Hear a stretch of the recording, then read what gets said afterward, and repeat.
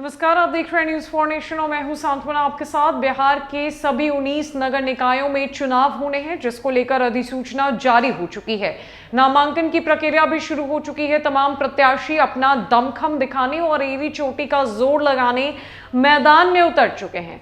जारी हुई अधिसूचना की लिस्ट में जो है वो वर्ग के आधार पर बंटवारा कर दिया गया है। अगर पटना की बात करें तो पटना में महिला वर्ग के लिए सीट रिजर्व कर दी गई है। पटना की मेयर महिला वर्ग से ही होगी, साथ ही साथ सामान्य वर्ग की महिला ही पटना की मेयर बन सकेंगी। डिप्टी मेयर की बात की जाए तो पिछड़े वर्ग की महिला को पटना का डिप्टी मेयर बनाया जाएगा। लेकिन इसी बीच मेयर को लेकर बड़ी अपडेट सामने आई है, जहां पर यह बताया गया है कि मेयर अपने प्रचार प्रसार के लिए कितने रुपए खर्च कर सकते हैं, कितनी गाड़ियों का इस्तेमाल किया जा सकता है।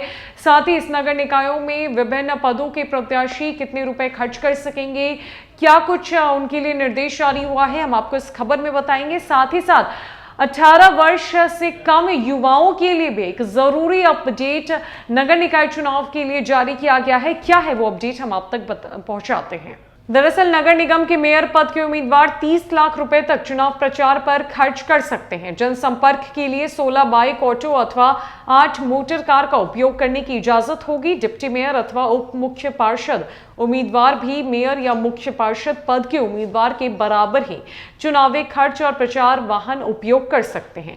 राज्य निर्वाचन आयोग द्वारा जारी अधिसूचना के अनुसार मतदान के दिन अधिकतम 2 ही वाहन का उपयोग करने की इजाजत दी जाएगी। आयोग द्वारा जारी निर्देश के अनुसार पटना नगर निगम सहित राज्य के अन्य नगर निगम जहां वार्ड की आबादी 10,000 से 20,000 के बीच है, वहां पार्षद पद के उम्मीदवार 80,000 रुपए चुनावी खर्च कर सकते हैं। कुल वार्ड संख्या के गुणक की आधी राशि मुख्य पार्षद, उप मुख्य पार्षद, मेयर अथवा डिप्टी मेयर चुनावी खर्च कर सकते हैं।